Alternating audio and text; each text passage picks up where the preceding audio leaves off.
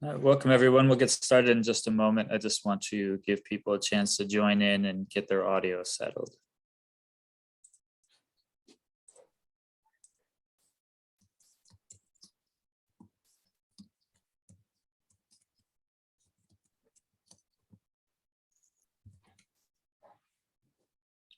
All right, so this seems like a good critical mass to start with. Welcome to today's webinar, or more properly, our coffee break. Before we get started, I just want to clarify a few details about this platform in particular. If you haven't joined us for a webinar or a coffee break in the past, we're using Zoom webinar, which is slightly different than Zoom meeting.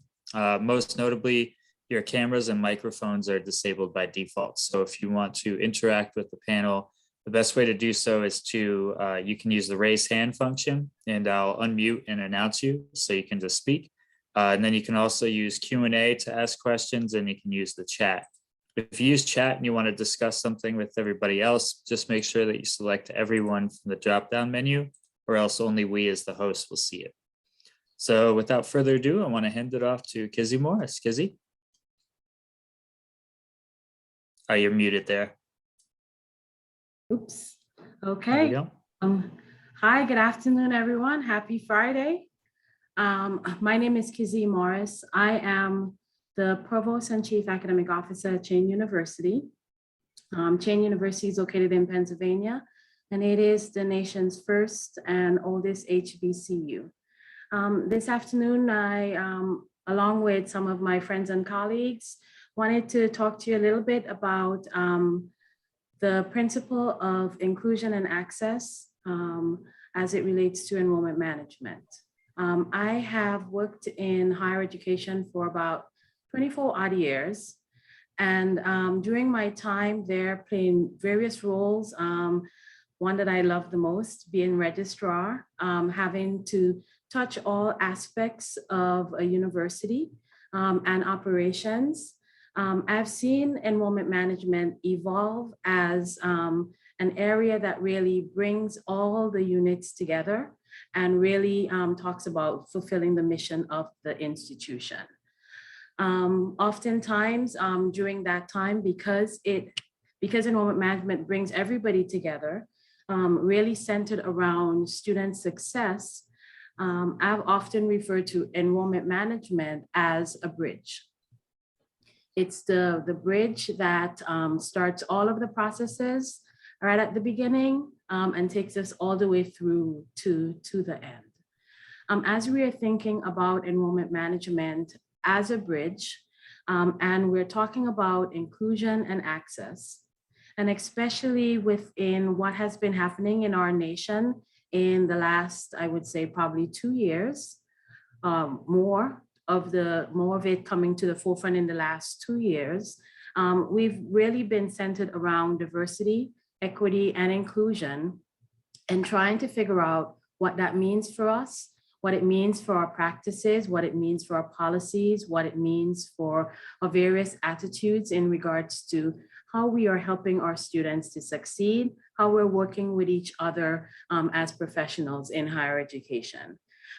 This topic is really relevant to me, especially working at our nation's HBCU and being able to help our students who are from marginalized, underserved, underrepresented populations succeed.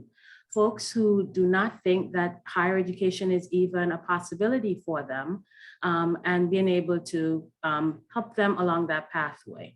There are many barriers that would affect them, and some of which we most definitely want to talk about today with my friends. But one of the things that before I go on a little bit more, I want to pause to make sure that you know who my friends and colleagues are, who will also be sharing some of their own perspectives around the topics of inclusion and access.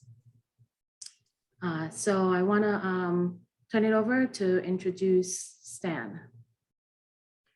Hello, everyone. It's great to have all of you at this coffee break. I think it's a great concept to have a coffee break in the middle of the afternoon on a Friday.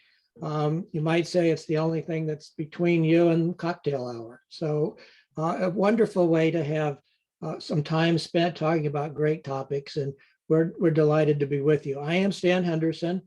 I retired from the University of Michigan Dearborn, where I was a vice chancellor for enrollment and student life.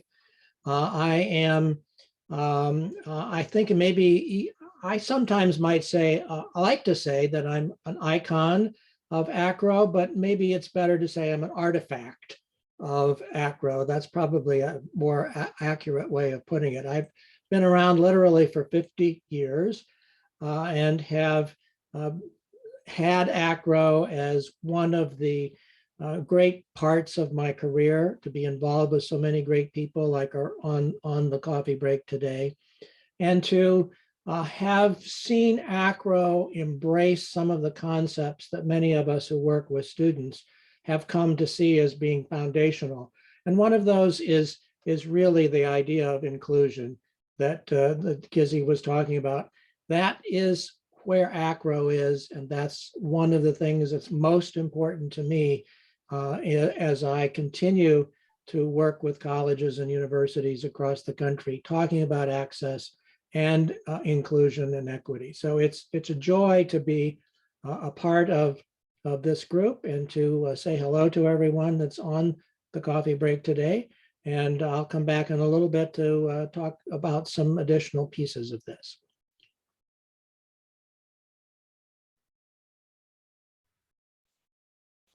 Kizzy's muted there. Trying to avoid feedback. Can I ask Donna Marie to go ahead and introduce yourself?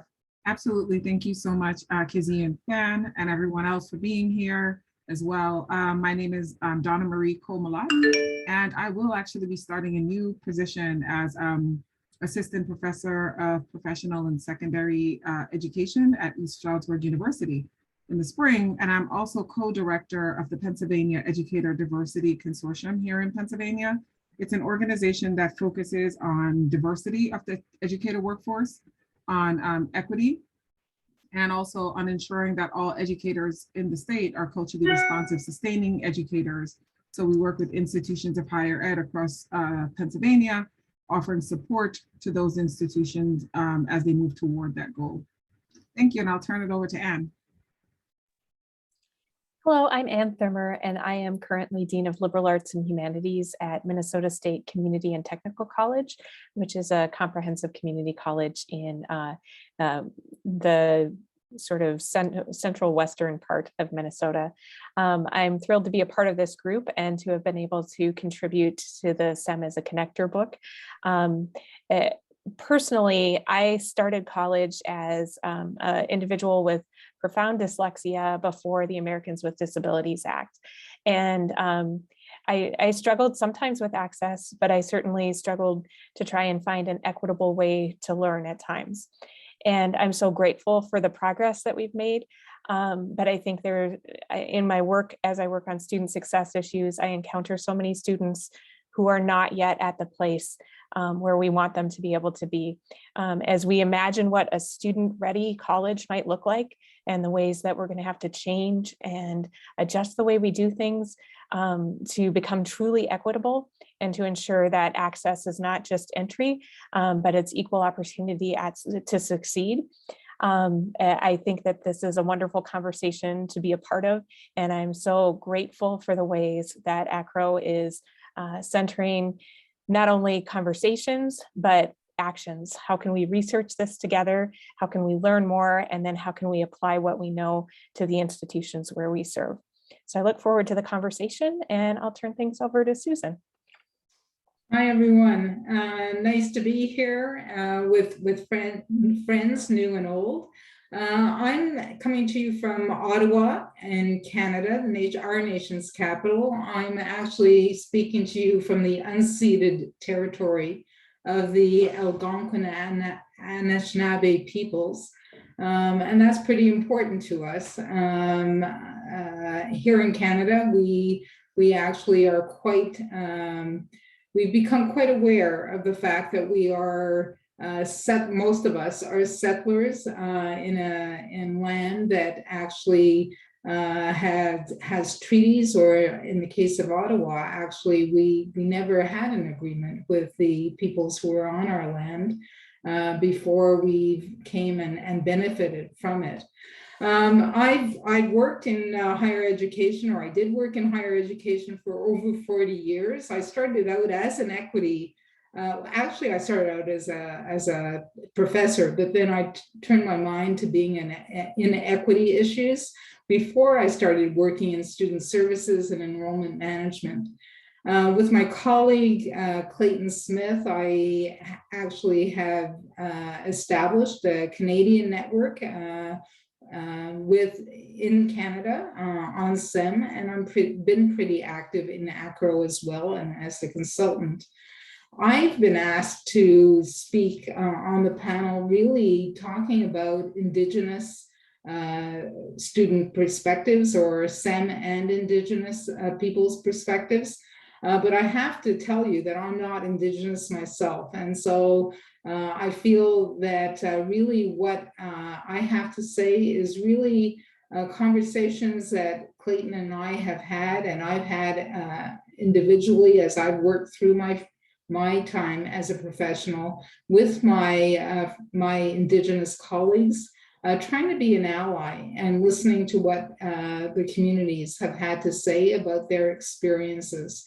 And I think that we'll find that the experiences of many of the equity groups or the groups that have not been served well within our educational systems are quite similar, but they also have specificities that are very different.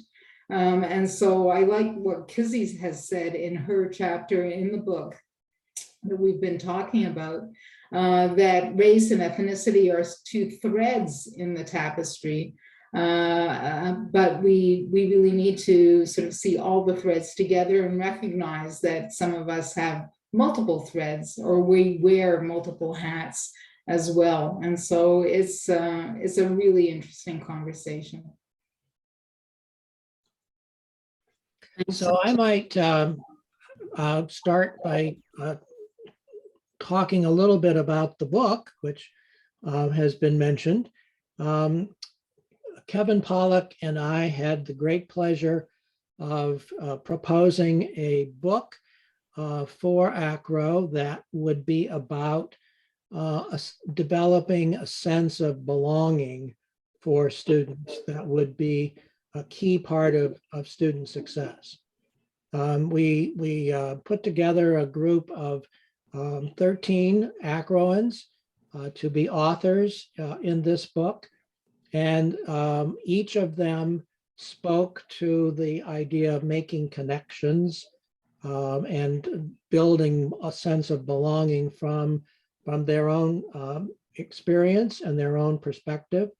And then Kevin and I took each of the chapters in the book and those perspectives to create a new set of principles of practice, which we suggest are the kinds of things that people should be able to use on their own campuses to develop their own best practices. And rather than saying, let's go out and find where somebody is successful and we'll lay that over our campus, if we have principles that say all of the things that we do, all of our strategies, all of our tactics should reflect a certain set of principles, that's going to mean then that those principles will lead you to develop strategies and tactics that fit your particular institution and your particular students, and they'll be more responsive and more successful as you move forward. And the principles that we came up with are not meant to be exclusive. In fact, we've already begun conversations, and I'm anxious to have more of those with Susan because she thinks that there are some others that could be included in there.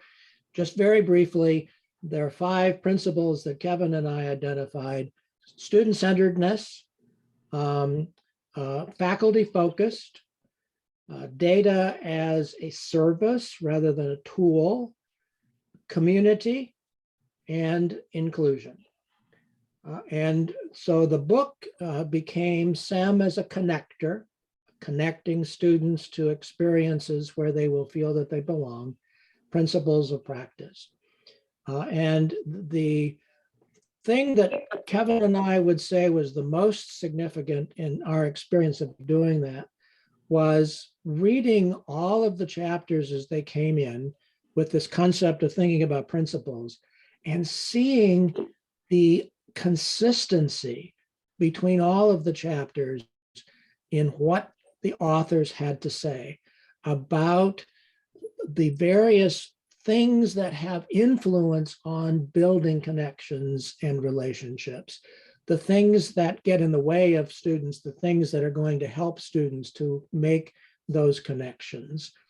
Consistency that we were able in our final chapter to draw on every one of the authors and their chapters to support those five principles that we thought came out of the content of the book. And inclusion, really diversity, equity, and inclusion, which was Kizzy's chapter, is one of the things that was throughout the entire book. Every one of the chapters speaks to the idea of inclusion in such an amazing congruence. The consistency was striking as we read the chapters as they came in, and how you have to build inclusion into what you're doing in SAM in terms of making it possible for students to make that kind of connection.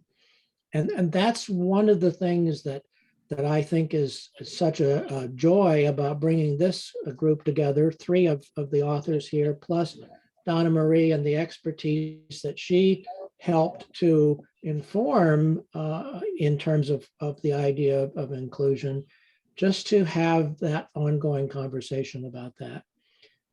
And Kizzy, I think I'll turn to Donna Marie to have her talk a little bit about her area and give a little bit of context to what she offers, because we could look at Donna Marie as being an influencer and an inspirer of what we all have talked about in the book.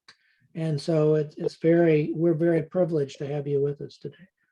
Thank you so much, Stan, and everyone else. It's interesting. This is not necessarily my area, right? This is new, and I love kind of like hearing about the work that you all are doing. And I actually was recruited by the Department of Education here in Pennsylvania a couple of years ago because they were thinking about that question of what it means to diversify the teacher educator workforce in Pennsylvania. Pennsylvania has about 6% teachers of color. So we have 94% of our educators are white in Pennsylvania. And we have 36% of our students who are diverse. And so we started thinking about this question of, well, what does it mean for our students that the vast majority of their teachers are white? What does it mean to be culturally responsive in this state if you are going to have white educators?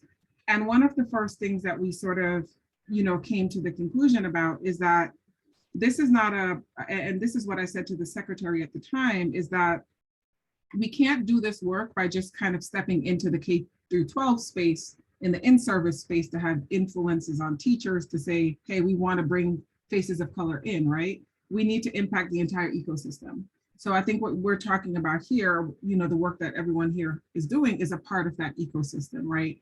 Institutions of higher education are not going to be successful in recruiting diverse candidates into their programs if they themselves are not diverse, if they don't create an environment of inclusion and belonging when those candidates get to that institution. That goes also for faculty. It goes for the students that you're bringing into that institution. And then it also has an impact on then what happens to the workforce. So it's not just in Pennsylvania. This is an issue that we're facing sort of nationally in the United States, and Susan is in Canada. And so what we see here is that we have this kind of, and there are a lot of different factors. I want to acknowledge that there are many factors as to why educators are not, there's low enrollment in terms of teacher preparation programs nationally, but diverse candidates are not going into education. They're not going into certain schools. They're not enrolling into certain programs, and and when they do, they're not completing those programs. And so our institutions in Pennsylvania are asking why. Why is that happening? Why is it that we're in an urban area and we can't get urban candidates, right, or students of color to enroll in our program, right? Is there something that's preventing them from getting in our program? Is there something that we're doing that's keeping them out of our program? And so the work around culturally responsive education, which is something that Kizzy, myself, and the Pennsylvania Educator Diversity Consortium, we've been working on, is thinking about, well, what can institutions do? And this is not just about like education, this is just about in any field, right? It's what can you do to retain candidates when they come to your school? How could you create a sense of belonging for faculty members when they're in your institution, right? I am starting a new faculty position in the spring, and this institution, as I was sort of doing my own research, is vast majority of it is white, right? And I have to think about, well, what does it mean to belong at an institution that's predominantly white? What do I do as a Black woman stepping into that space, knowing that 90+% of my colleagues are white in that space, right? How does that work? Where do I sort of create community? And I think that that's the question that you all are sort of engaging, and that what we're kind of engaged with in Pennsylvania. And I just think that it's ongoing work, it's important work, and we don't do it alone. I don't do it alone, right?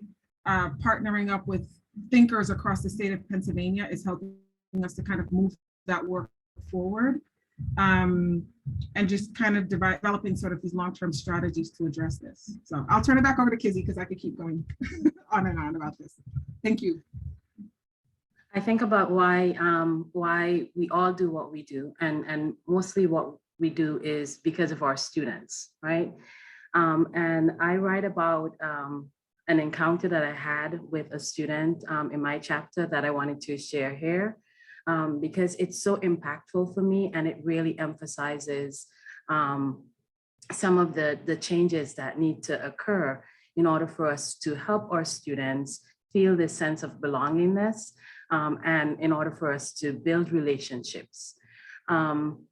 And so, you know, when I had gotten to Chain University, I came to assist the institution with its enrollment management planning.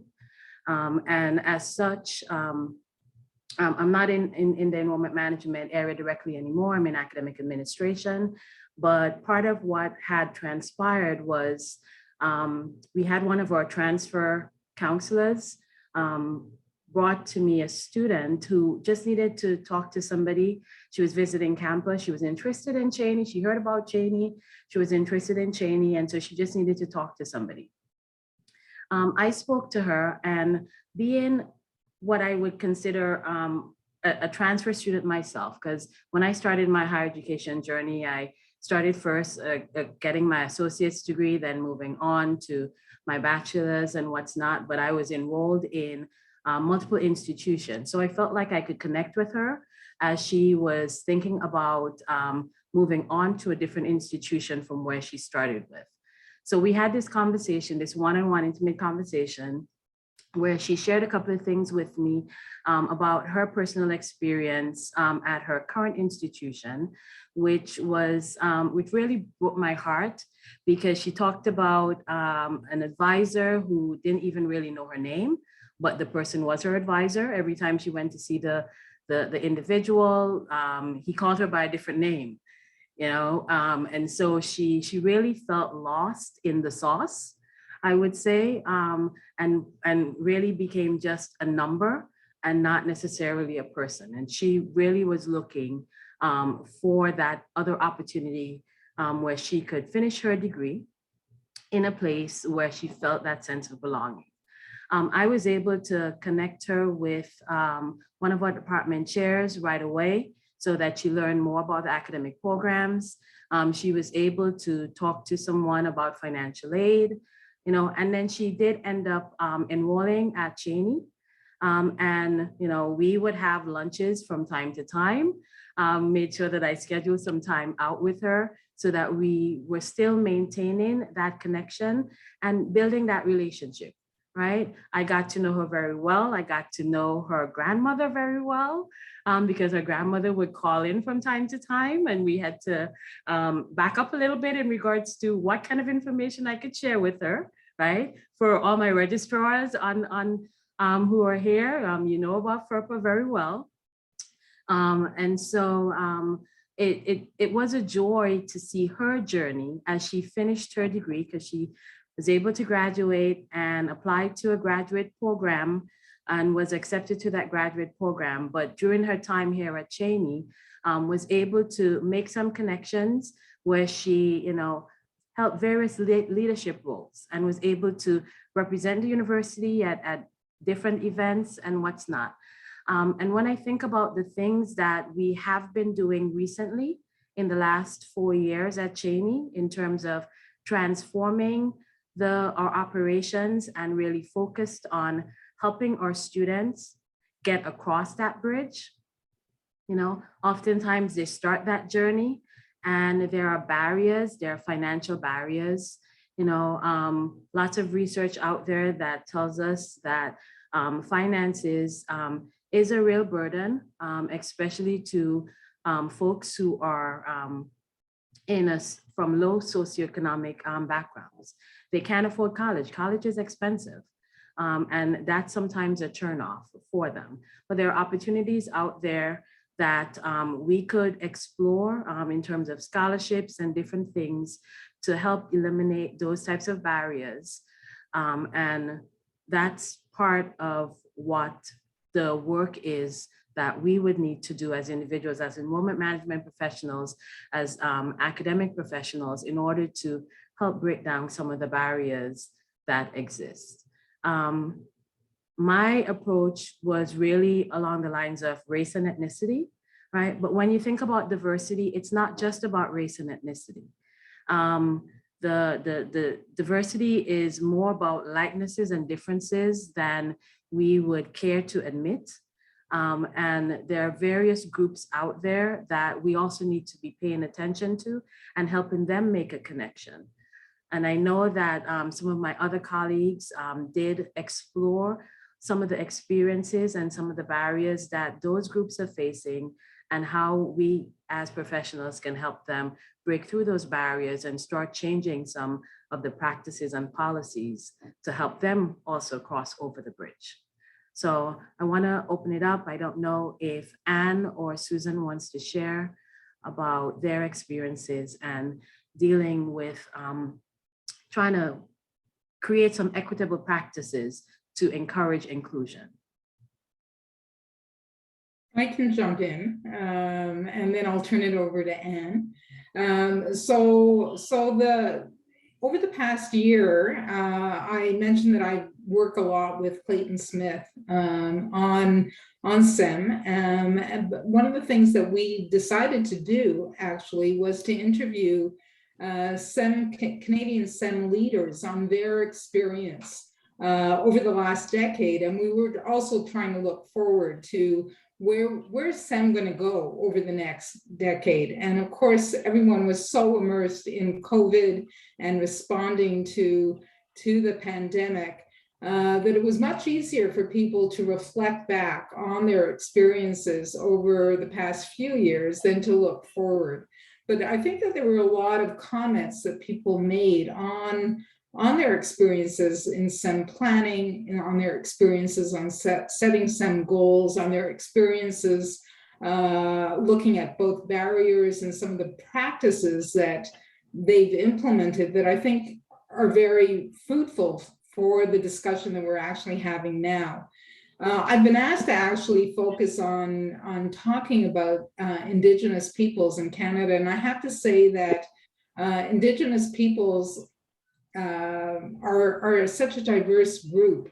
There are many groups. We have many tens, we have many First Nations, what in the States is called our Indians. We have groups of Métis, mixed, both Indian and European background. We have the Inuit who live in Northern Canada. And we have individuals who are urban, rural, northern. So you can't really lump everybody together. And that's really important, as we have to remember that we're talking about individuals as well as groups. And I think, Kizzy, you were really good in just explaining how you worked with an individual, really to look at, what her experience was and what she really needed to be successful. But one of the things about Indigenous people is that, as a whole, is that they're suffering from intergenerational trauma. Many of the Indigenous peoples were wrested from their own communities, taken away by government, taken away by churches, put into residential boarding schools. This is similar, by the way, to a history in the United States. They were told that they had to not speak their own language. They couldn't practice their own spirituality or their own culture. It's a similar, I know it's similar as we think about some of the peoples who were wrested from Africa and brought over, those who survived and brought over to the Americas. The trauma of being wrested is actually, and being separated from families and communities and taken into Western style educational systems where there was a lot of abuse, physical and sexual abuse. And I don't think you could really always call it an education, has actually lasted through generations. And so when we look at trying to bring students in from these communities, trying to ensure that they're successful, we're really looking at trying to combat horrific history as well. And so it was interesting to us, to Clayton and myself, as we talked to our colleagues about some of the key messages they thought were important. And I want to sort of share them now with you as we try and make change within our own institutions and within both individuals, with our own colleagues going forward. And there's several things they said. One is that leadership is key. And when we think of leadership, we often think of, the provost, the president, but we're all leaders, and we can all take decisions. We can all reach out to communities. We can all make a difference, even if it's just talking to someone who's visiting on campus. And so that our idea of leadership, of certainly having strong executive leadership and what we're trying to do and what is important, but we have to remember that we're leaders too, and we can make change. Secondly, they talked about the importance of collaboration and partnership, and that's a theme of the book that we're all talking about. But we have to work together across boundaries, across units. We have to work and really talk to one another, students, staff, faculty. And we also have to remember that our students are coming from communities. And so that it's important to reach out beyond the boundaries of our campuses. The third thing was to really remember that we're talking about student success when we're talking about our students. And so it's a holistic look at what that means. So it's not just access and bringing students onto our campuses, having a revolving door, and having them leave. So one of the people we interviewed, I thought, really was quite articulate about that. They said, we know that many Black and Indigenous students were entering with similar grades, but a semester later, they were dropping out at greater rates, and their GPAs were 10% lower. So whatever is happening within our institution. How do we start to acknowledge our part in that? And so that what we do, we have to acknowledge that it's not some deficit in the students who are coming to our campuses. It's something within our own environment. And I think Donna Marie was alluding to that. We need a multifaceted approach. So I know that in Canada, we have many Indigenous centers, Indigenous student centers that have been established. elders are there. There's counseling and advising that happens there. There are student supports that are often provided there. And that's one way of providing supports and wraparound supports, but we also need that integration of the students into the wider community. And so I think, again, that we have to think about what are those competencies that Donna Marie, has talked about to us, about what are the competencies that we all need in order to ensure that these students are welcomed and successful. And so it's not an either or. You can provide separate supports and separate centers and separate places where students can feel that they're supported and that they belong, but we also need the other. The importance of faculty, and that's another principle that Stan has alluded to, the importance of faculty is so critical. And if we don't work with faculty on revising curriculum and the way we teach and how we interact with students, that things won't change there. And lastly, I think that, and maybe this is because we were talking to some leaders who are developing plans, they talked about the need to ensure that we're accountable and that we develop enrollment targets, not just targets for recruiting and bringing students in, but also those student success targets. And sometimes that's not within our own area of our purview. We're not granted that part of the planning. But it's important to work, again, and this goes back to the partnerships of working with others to ensure that we can really see the whole student cycle and to make those changes. So I think it's important for us, to remember that we are in positions of leadership and to think, well, what can we do to really make critical changes and help make critical changes with others within the institution. So I'll turn it over to Anne to add. In the interest of conversation, though, Susan, I wanted to just tie on a little bit to your comment about the faculty. I think probably in my failure of retirement, as my wife likes to describe what I'm doing, I think I've really come to have a greater appreciation for faculty than what I did when I was working there. Students spend far more time with faculty than they do with anybody else on campus. And if the faculty are not on the same page, if there's not a consistency of the messaging and the support for students, then that's a disconnect. And we have to bring faculty into our work. We have to break down the silo of the faculty, and Clayton's work in Canada showed that faculty saw SEM as an administrative unit. It's not something that they do. They do that over there. And that's not going to work. Our job as SEM leaders should be to facilitate faculty being able to provide the supports and build the engagement with their students.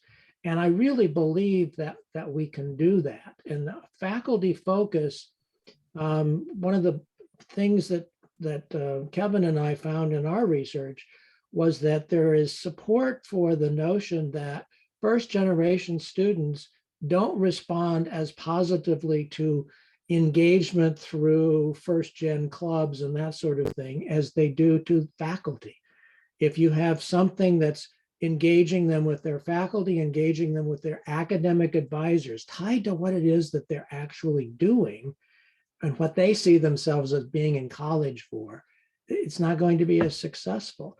So the imperative to bring faculty to the table, I think, is so important in everything that we're doing. I just wanted to emphasize that point of what you were saying there.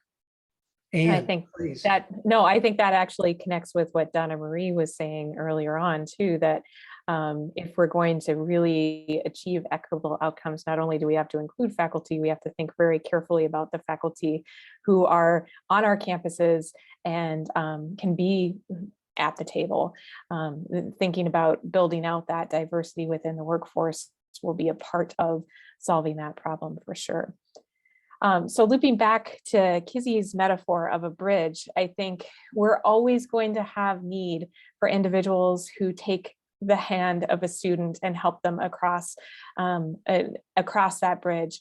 But I think it's also incumbent upon us to figure out, are we making students scale a 10-foot wall before they ever get to the bridge? What kinds of barriers or structural issues have we created that make it an insurmountable task for some students to engage in higher education in the way that they want to and that we want for them? I've been thinking about what little 5-minute bite I could talk about.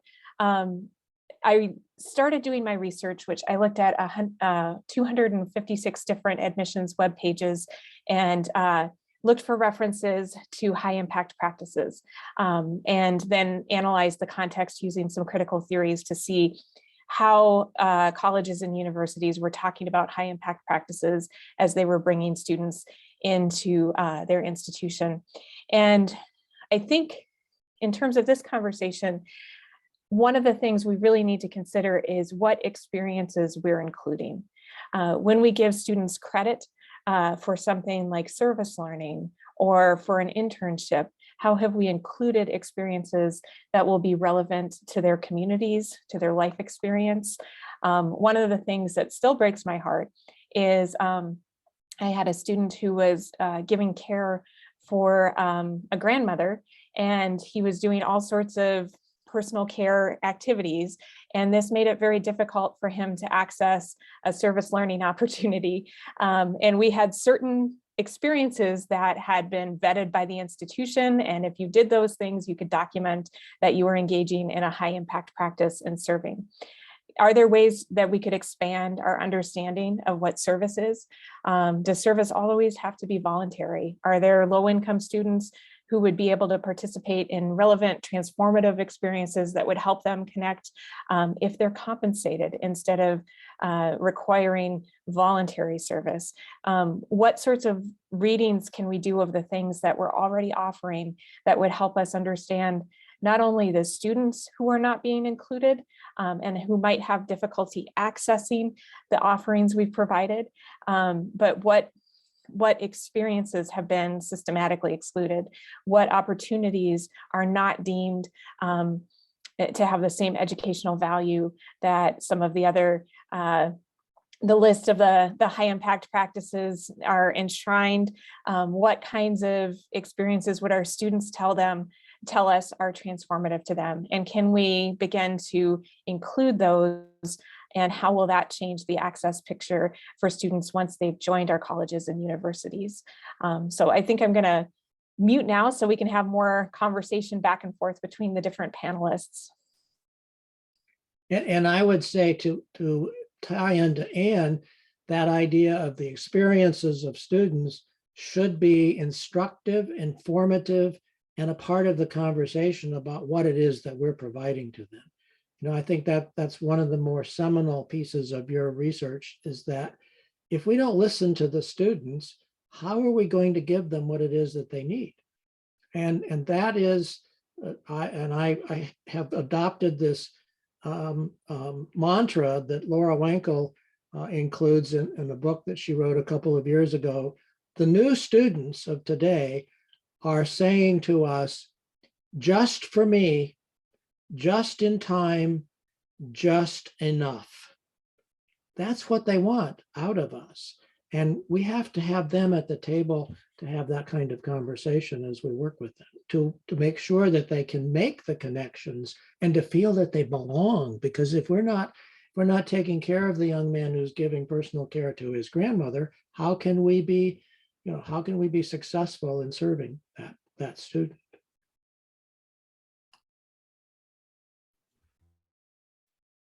Sorry, I keep muting and unmuting. I'm just going to jump in. Recently, and I'm going to try to make the connection because my work is a tad bit different than some of what you all do. but I recently sort of co-authored a paper with the Center for Black Educator Development and Teach Plus, another organization, national organization, and it's entitled To Be Who We Are, Black Teachers on Creating Affirming School Cultures. And a lot of what you talked about, Stan, I feel like overlaps kind of like with what we're hearing from educators, right? Who some of them pre-service, in-service educators in schools around the importance of data, right? Being, you know, the ideas that you kind of mentioned, student-centeredness, this kind of like focus on faculty. But one of the things that we heard over and over again was the importance of leadership at institutions.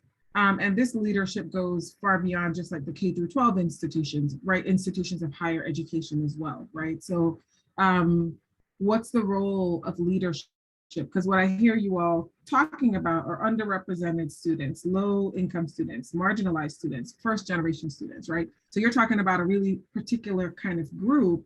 And so my question is, and something that I think we have to consider is if that's who we're talking about specifically, then what role, right, does leadership play in sort of thinking about, not just like trying to address the needs of the students themselves, but thinking about like who they are and the work that they're doing and what they're doing to kind of further equity from their positionality.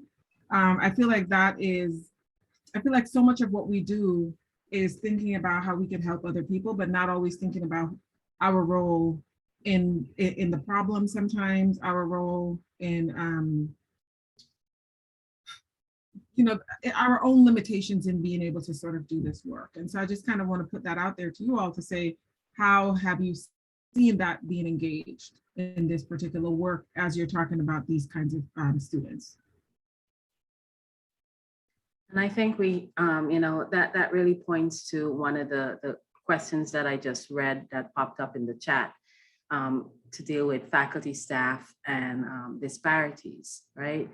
And as a, you know, as a positional leader and also as a leader at my institution, I think about some of the activities that I try to foster amongst our faculty and staff that would help them have this awareness and try to eliminate some of those disparities.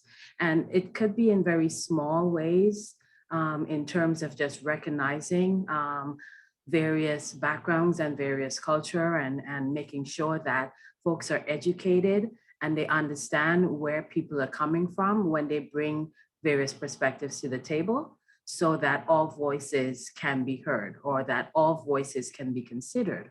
Because as leaders, as our faculty and our staff come together in order to be able to serve our students, we need to have this understanding of where they're coming from. I think that a lot of times we somewhat forget about ourselves, right? In our zeal or our zest to probably assist the students. But then we also need to pause to make sure that the complement of administration, of faculty and staff are also going to be reflective of the students that we're serving. That we as the leaders have representative markers of our students that we are trying to serve, so that, you know, when perspective comes up, when different things need to be considered, you know, how do I understand that a young man is taking care of his grandmother, right? If I might not have had or know somebody who might be in a similar type of situation, and so on, in order to then be able to bring that perspective to the table, to consider that those types of experiences need to be factored in some kind of way. As I think about the competencies, Donna Marie, that were developed, you know, the first competency talks about the cultural lens. You know, when you think about a lens, you have to look at it from different perspectives, and making sure then that's factored in some way.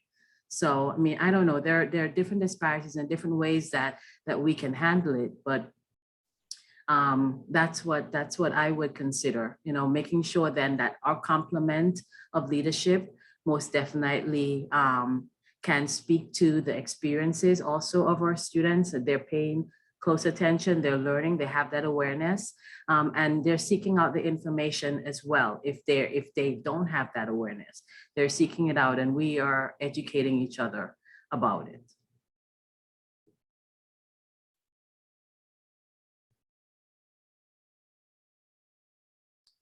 I would say in terms of leadership, one of the things that I hear so often from SEM professionals is I'm not in a position to make change. I'm not at the top. And I have two responses to that. One is you really do need people at the top who are going to provide that sort of institutional leadership.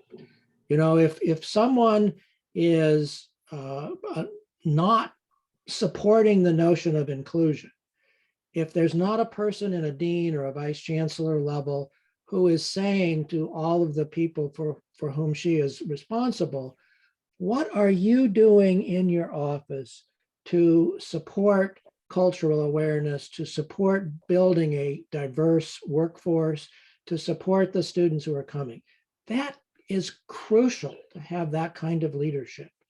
And if you don't, you might want to think about moving someplace else because what you want to do is seek out those places that do have that kind of leadership. The second thing is, I would say to anyone, whether an admissions counselor or an assistant registrar or someone who is just starting in the field, you have the ability to provide leadership by how you interact with individual students, by how you interact with faculty and other people. It's a responsibility. We can't just simply say, well, my president is just not, he just doesn't get it. We can't just say that. We have to do at our level what it is that we can do, because we can do a great deal. I think that's the whole concept of the sense of inclusion. There should be messages to everyone on campus that there is an expectation that you, in your role, whatever it is, will provide leadership. I often say to young professionals that ask questions along those lines, I say to them, you don't necessarily have to have the invitation, just bring the seat, pull up the seat at the table and sit down and be part of the conversation and share what you think the problems are and be prepared to be a part of the solution as well.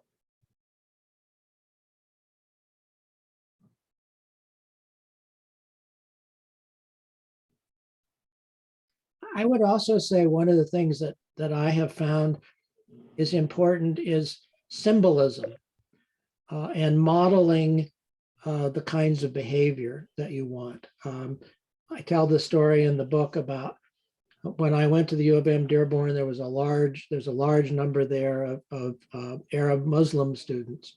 And the Muslim Student Association came to me and asked me to send an email to faculty and staff about Ramadan, and that just to simply say the students are going to be fasting and they may need to break fast in an evening class, those sorts of things. So I was happy to do that. I had to go and research the holy month of Ramadan, which was the start of my education in Islam. And after I sent the message out, I realized that Ramadan that year fell just a couple of weeks. The start of Ramadan started a couple of weeks before the high holidays for Jewish students. And I thought, well, I probably should send something out about Rosh Hashanah and Yom Kippur. And then there was Thanksgiving, and then there was Kwanzaa, and then there was Eid al-Adha, and then there was Boxing Day, all of these things coming up at that particular time. And every one of those things was important to somebody on our campus. And it was important to simply model the fact that we recognize this. And so don't dismiss symbolic gestures because those are a way of communicating the value of everyone and what he or she brings to the environment that you're in. So Stan, I would say though that the symbolism is a start. It's a general awareness, and that's just, I would say, the beginning. So that once you know that you've learned about Ramadan, you've learned about fasting.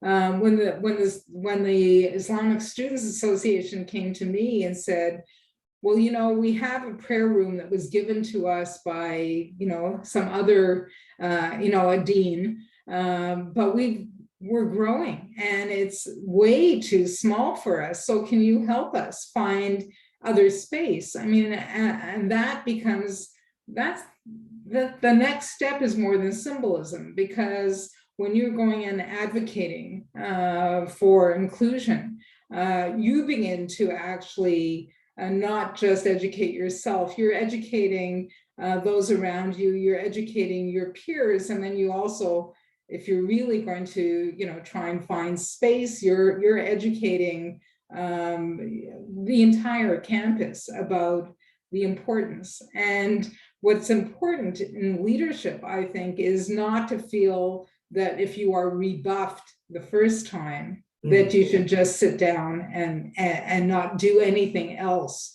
and not try again, or try again in a different way, or try again, you know, it might just not be that people were receptive to hear what your message was, but you can try it again, and it might be slightly different. It might be advocating for students, you know, a student getting an academic accommodation test center for students with disabilities.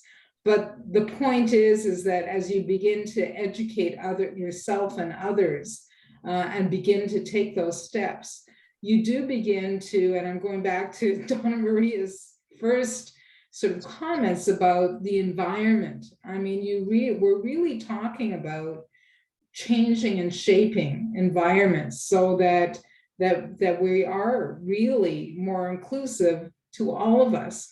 Because if you begin to add up all the little pieces of all the groups that we've been talking about or could talk about in terms of inclusion, we're talking about the majority of people, right? That's all of us, right? It's all of us, and we have to understand that.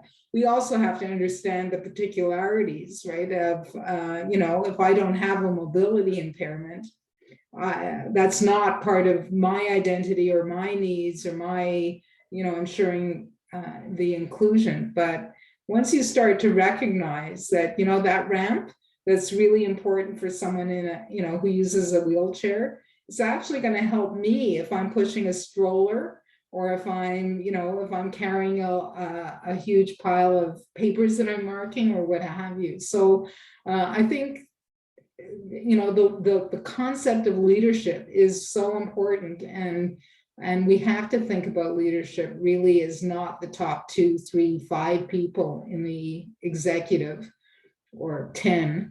It is all of us, and we're all on hiring committees, and we're, you know, we do get to make some decisions about budget. You know, where am I going to, I'll have a little bit of extra money, who, you know, where can I put extra, hire someone to do something, or who can I hire, or what competencies are needed, right? So I'd say that we have to really broaden how we think about our positions in the institutions that we were active in. Right. And I just want to jump in to say, Susan, what you said about moving beyond, I'm breaking up. Okay.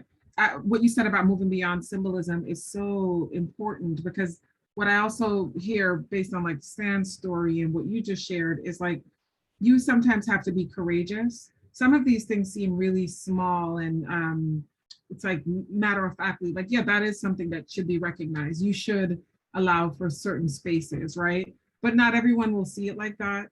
And some people are just not courageous enough to take up that job, right? And I think that that goes back to Kizzy's chapter where she's talking about these competencies, right? How could these kinds of competencies empower you as a leader to take a stand for students in this particular way, right? To be courageous, to respond to students, and then to also think about other marginalized students on campus who could potentially benefit from these kinds of strategies or ways in, implementation of these kinds of ideas?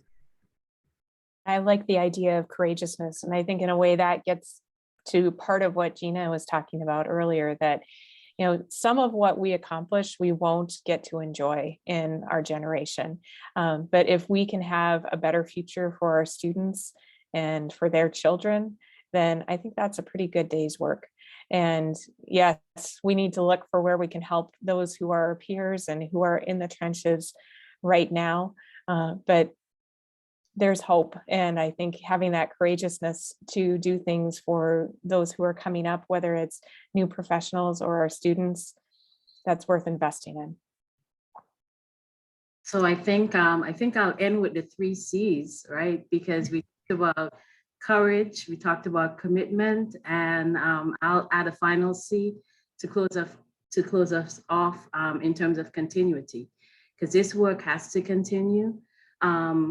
The makeup of our society is changing, and we need to be changing with it, and making sure then that we are creating the spaces in order to help our students to be successful, in order to help us as professionals be able to be successful as well. DEI is an important thread in that tapestry when we think about enrollment management, and we just need to keep weaving and stitching as we move along. I want to thank all of my friends and colleagues for taking this coffee break with me today and to sharing your insights and to really stressing the importance and the significance of inclusion and access in our professional, in what we do for our various professions. Thank you, everyone. Thank you all. Thank you. Have a good weekend. Thanks, everyone.